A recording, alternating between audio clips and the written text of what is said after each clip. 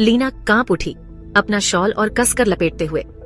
जैसे जैसे उसकी गाड़ी पहाड़ी रास्ते पर फुसफुसाते हुए पाइन्स की ओर चढ़ती गई, हवा ठंडी होती गई। एक अजीब शहर, सुनसान, धुंध और रहस्यों में डूबा हुआ। वह अपने दादा के गायब होने के बारे में जवाब ढूंढने आई थी।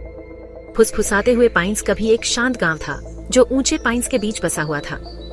अब यह एक अजीब सी खामोशी में डूबा हुआ था। शहरवासी चिंता से भरे चेहरे गायब लोगों के बारे में धीमी आवाज में बातें करते थे। जैसे ही लीना अपनी कार से बाहर निकली, उसे लगा कि अनदेखी निगाहें उस पर टिकी हैं। ब्लैकवुड मैनर ऊपर मंडरा रहा था। तूफानी आसमान के सामने उसका सिलहुट साफ दिखाई दे रहा था। हवा मानो चेतावनी दे रही हो, लेकिन लीना सच्चाई का पता लगाने की ठान चुकी थी।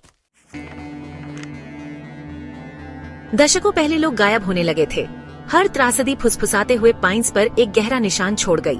शहर के लाइब्रेरियन बूढ़े हेमलॉक एक तूफानी रात बिना किसी निशान के गायब हो गए थे। फिर छोटी एमिली कार्टर थी। हवेली के मैदान में लुका छिपी के खेल के दौरान उसकी हंसी हमेशा के लिए खामोश हो गई। सालों बाद लोग फिर से गायब होने लगे। एक प्रसिद्ध इतिहासकार जोनाथन मिलर अपने अध्ययन कक्ष से गायब हो गया। उसके नोट्स गिरे हुए पत्तों की तरह बिखरे हुए थे। सबसे आखिर में लीना के दादा गायब हुए, जो एक प्रसिद्ध पैरानॉर्मल अन्वेषक थे। उन्होंने उसे हवेली के बारे में, एक मौजूदगी के बारे में, एक ऐसी शक्ति के बारे में लिखा था जो उसके अंदर रहती थी। हर गुमशुदगी रहस्य में डूबी हुई थी। गायब हुए लोग हवेली के आसपास के घने जंगल में मानो निगल लिए गए हों। लीना ने खबरों की कतरनों और पुलिस रिपोर्टों को पढ़ा। हर विवरण उसके दृढ़ संकल्प को मजबूत करता गया।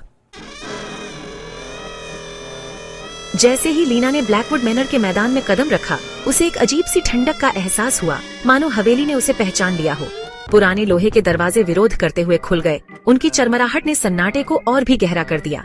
हवा भारी हो गई, सड़न की गंध और अनदेखी निगाहों के बोझ से भरी हुई। कोहरे ने हर चीज को धुंधला कर दिया, मानो समय ने यहाँ रुकने का फैसला कर लिया हो।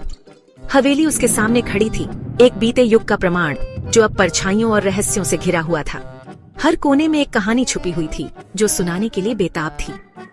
धूल से ढका फर्नीचर सफेद चादरों में लिपटा हुआ था और कभी कभी भव्य झूमरों से मकड़ी के जाले लटके हुए थे। यह सब कुछ एक समय की भव्यता की याद दिला रहा था, जो अब केवल एक छाया बनकर रह गई थी। वह अंधेरे गलियारों में चलती रही, उसके कदम दबे हुए सन्नाटे में गूंज रहे थे। हर कदम के साथ उसे ऐसा महसूस हो रहा था कि वह अतीत के किसी गहरे रहस्य के करीब पहुंच रही है। हर कमरा मानो भूले हुए जीवन और सुस्त दुख की कहानी कह रहा हो। दीवारों पर लगे चित्र और फर्नीचर के टुकड़े सब कुछ एक समय की गवाही दे रहे थे। लीना रुक गई। उसका हाथ एक मेज पर नीचे की ओर रखे धूल भरे फोटो फ्रेम पर मंडरा रहा था। वह तस्वीरों को ध्यान से देख रही थी, मानो उनमें